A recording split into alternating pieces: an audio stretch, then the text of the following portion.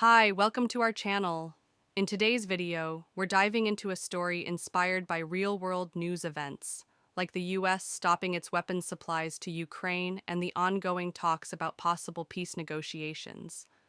But don't worry, we've made it easy to follow.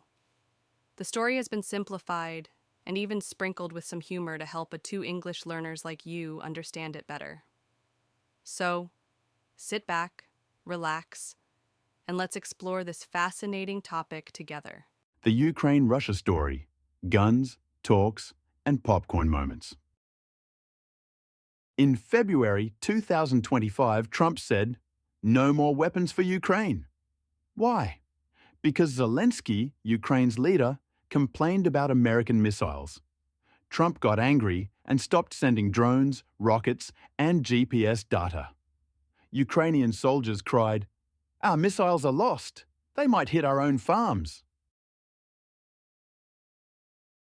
Zelenskyy panicked. He wrote a letter to Trump. "Let's stop fighting for 3 days. I'll give back Russian prisoners." His team said, "But you promised never to talk to Russia." Zelenskyy sighed. "Look at the map. Russia already took parts of Ukraine. We need a deal." Putin, Russia's leader, smiled and said to Belarus's leader, "Let's invite Zelenskyy for tea in Minsk." But he must agree. Crimea is ours. Zelenskyy read the message and shouted, "This tea party is a trap." But without weapons, he replied, "Okay, but America must come too." Putin said, "America can come, but no guns." European leaders were scared. Germany said, "Should we pay for Ukraine's weapons?" France said, "No, we have no money." Poland shouted, "We'll send tanks, but Ukraine must pay us with wheat." Zelenskyy cried, "This isn't help, it's a loan." Russian soldiers dug trenches in eastern Ukraine and said, "We'll stay here while we talk." Ukrainian soldiers cooked food on broken guns and joked, "Hungry soldiers can't fight." Meanwhile, Trump tweeted, "Buy my Peace Now t-shirts, limited stock."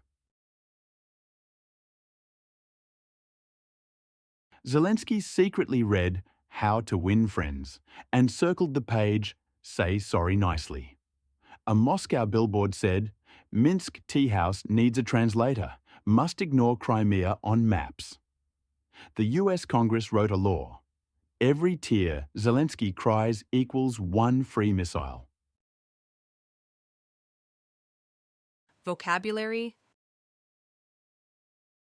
weapons, things used for fighting in a war, like guns and missiles. Leader: the person in charge of a country or a group. Complain, to say that you are not happy with something. Missiles: rockets that can be fired at a target.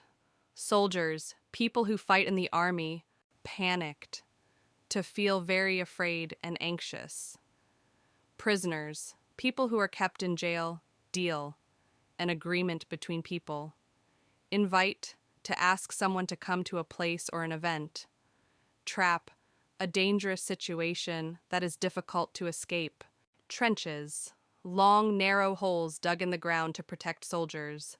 Joked, to say something funny. Limited stock. There are only a few lefts of something for sale. Billboard, a large sign used for advertising. Translator, someone who can change words from one language to another. Ignore, to pay no attention to something. Congress, a group of people who make laws. Real news. Information about things that really happened. Simplified, made easier to understand.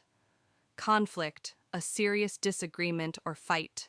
The Ukraine-Russia story: guns, talks, and popcorn moments. In February 2025, Trump said, "No more weapons for Ukraine." Why? Because Zelenskyy, Ukraine's leader, complained about American missiles. Trump got angry and stopped sending drones, rockets, and GPS data. Ukrainian soldiers cried, "Our missiles are lost. They might hit our own farms." Zelenskyy panicked. He wrote a letter to Trump. "Let's stop fighting for 3 days. I'll give back Russian prisoners." His team said, "But you promised never to talk to Russia." Zelenskyy sighed. "Look at the map. Russia already took parts of Ukraine. We need a deal." Putin, Russia's leader, smiled and said to Belarus's leader, "Let's invite Zelenskyy for tea in Minsk." But he must agree. Crimea is ours. Zelenskyy read the message and shouted, "This tea party is a trap." But without weapons, he replied, "Okay, but America must come too." Putin said, "America can come, but no guns." European leaders were scared. Germany said, "Should we pay for Ukraine's weapons?" France said, "No, we have no money." Poland shouted, "We'll send tanks, but Ukraine must pay us with wheat." Zelenskyy cried, "This isn't help, it's a loan." Russian soldiers dug trenches in eastern Ukraine and said, "We'll stay here while we talk." Ukrainian soldiers cooked food on broken guns and joked, "Hungry soldiers can't fight." Meanwhile, Trump tweeted, "Buy my Peace Now t-shirts, limited stock." Zelenskyy secretly read How to Win Friends and circled the page, "Say sorry nicely." A Moscow billboard said, "Minsk Tea House needs a translator, must ignore Crimea on maps." The US Congress wrote a law. Every tear Zelenskyy cries equals 1 free missile. All right, welcome everyone to another deep dive. And today we're looking at something that's pretty intense, the Ukraine-Russia conflict. But here's the thing. It's February 2025, and things are getting, well, let's just say interesting. Interesting is one way to put it. Yeah, and to make things even more, interesting, we're using a pretty unique source today. We've got a report that was originally designed for people learning English. Now, I know what you might be thinking, English learners, that sounds a little dry. Yeah. But trust me, this thing is packed with these little nuggets of information and analysis they call popcorn moments. And, let's just say they definitely live up to the name. Yeah, and you wouldn't think a simplified source would offer such a sharp take on the situation, but there are some real gems in here. Like, it really cuts to the chase. Exactly. And that's where the expert comes in to help us unpack these popcorn moments and see what they really tell us about what's going on. So are you ready to dive in? Absolutely. Let's get popping. Okay, so let's start with one that really grabbed my attention. Trump's decision to halt military aid to Ukraine. I mean, this wasn't just some small change, was it? No, not at all. To really get the impact, you have to look back at the history, between the U.S. and Ukraine. The U.S. has been a major supporter for a long time, not just with money, but also with military equipment, intelligence, the whole 9 yards. So when this aid suddenly stopped, it sent shockwaves through the region. It really raised questions about whether America's foreign policy was shifting. And the report suggests this all happened because Zelenskyy was worried about those U.S. missiles maybe missing their targets and accidentally hitting Ukrainian farms instead. Which, okay, on one level, that's kind of a funny thought, right? But when you think about it, what does that detail really tell us? I think it really speaks to the level of anxiety in Ukraine at that time. Yeah, remember, they're up against Russia, a really powerful adversary. So every bit of support, every weapon system, it all matters. It's about survival. That's a great point. Yeah. It really adds another layer of tension to Zelensky's next move, because after this aid gets cut off, he sends this, almost desperate letter to Trump, practically begging for a ceasefire and even offering to return Russian prisoners. It's a pretty big step, wouldn't you say? That was a huge step. I mean, Zelenskyy was between a rock and a hard place. The U.S. aid being cut off, that weakened his position significantly, and, the Russian military was advancing. So this ceasefire proposal, the prisoner exchange offer, it shows how much the situation had escalated, how dangerous it had become for Ukraine. And there's this interesting bit in the source where Zelenskyy's own team has to remind him that he swore he would never negotiate with Russia. What do you think that tells us about what was going on inside his administration? Well, to me, it just shows the immense pressure Zelenskyy was under. You can imagine there were people in his own government pushing for a hard line, no compromises with Russia, and then others who maybe saw negotiation as the only way out. This internal struggle, it makes his decisions even more fascinating to analyze. Now, Putin's reaction to all of this is just as interesting. He invites Zelenskyy to this tea party in Minsk, hosted by the Belarusian leader. It sounds almost, I don't know, civilized on the surface. Right. But Putin's a master strategist, and that invitation was anything but friendly. It was a power play for sure. And the source makes that clear by pointing out the condition. Zelenskyy has to accept that Crimea is part of Russia, no questions asked. That changes the whole game, doesn't it? Absolutely. It's like trying to negotiate with someone who's already pointing a gun at you. How could Zelenskyy even consider those terms? He couldn't, not without facing serious consequences. I mean, think about it. The annexation of Crimea is condemned by most of the world. For Zelenskyy to just accept it, it would undermine his authority and embolden Putin even more. And his response is, well, brilliant. He agrees to the meeting, but insists that the U.S. be there, even if they're unarmed. What a move. It was a strategic move, for sure. By bringing in the U.S., Zelenskyy was trying to make the conflict an international issue. He was hoping to discourage Russia from being more aggressive and to put pressure on Putin to negotiate fairly. It really shows you how, even in the middle of a conflict, everyone is still trying to gain an advantage. Absolutely. It's like a game of chess, but with incredibly high stakes. Speaking of high stakes, let's talk about Europe's response to this crisis. The source paints a picture of a continent that's divided and more worried about their own economic problems than about fully supporting Ukraine. Right. And you have to remember, Europe isn't just one big blob. Each country has its own priorities, and the source captures that really well, even though it's simplified. For example, you've got Germany hesitant to give more money, France dealing with their own internal issues. These little details actually tell us a lot about the dynamics within the European Union. And then there's Poland offering tanks, but only if they get Ukrainian wheat in return. Classic Poland, right? Well, it is practical and maybe a little opportunistic. Poland has a complicated relationship with both Russia and Ukraine. So this offer, it shows they want to protect their own interests, but also navigate this tricky situation. But it also highlights the fact that Europe doesn't have a unified response, which could have big consequences for how this conflict plays out. It's fascinating how even the small details in this source can give us such a good understanding of the bigger picture. So we've got the main players, Russia, Ukraine, the U.S., each with their own goals and strategies. And then we've got Europe trying to figure out where they stand in all of this. And all of this is happening while the fighting continues.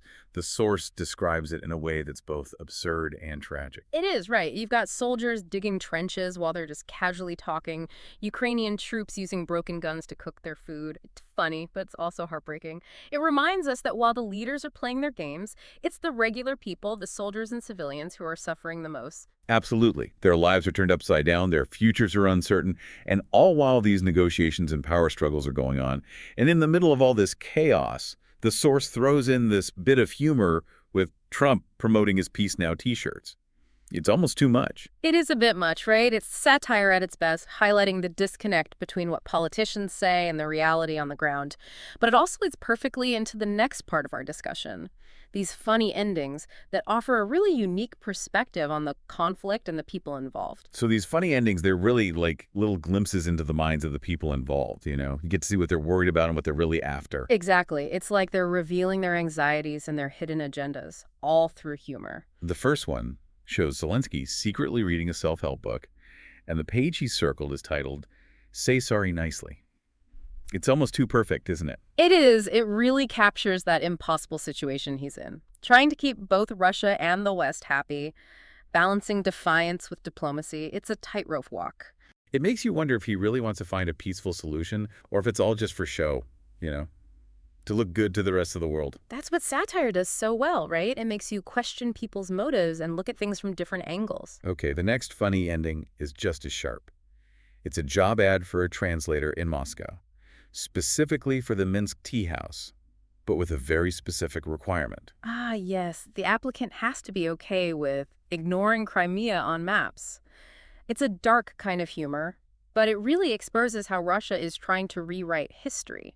It's like they're trying to make everyone forget that the annexation never happened. Yeah, that's information warfare for you. By controlling what people see and hear, Russia can shape public opinion and justify what they're doing. It's a good reminder that we can't always believe everything we see, especially when it comes to these kinds of conflicts. We have to be careful and think critically. Absolutely.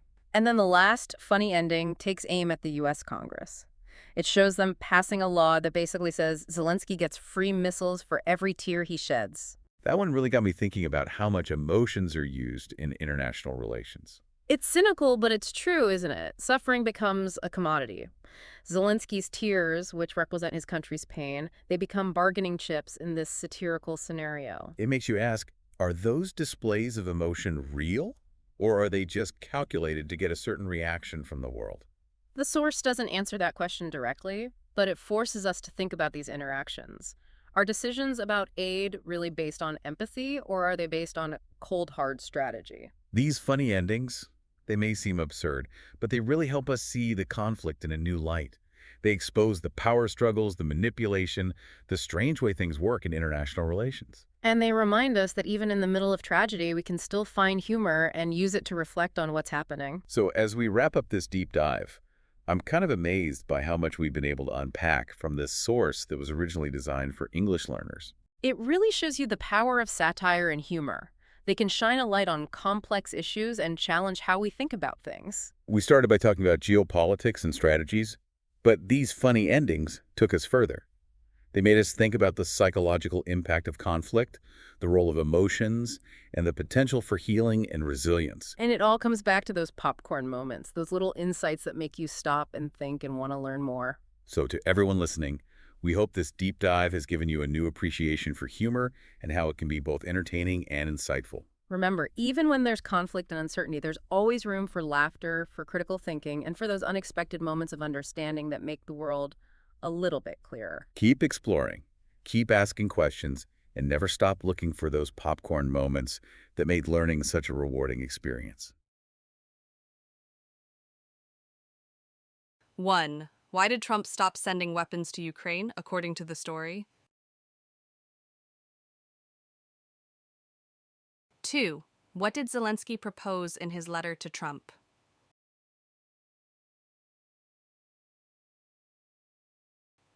3. Where did Putin invite Zelenskyy for tea, and what was Putin's condition? 4. How did European leaders respond to the need for funding Ukraine's weapons?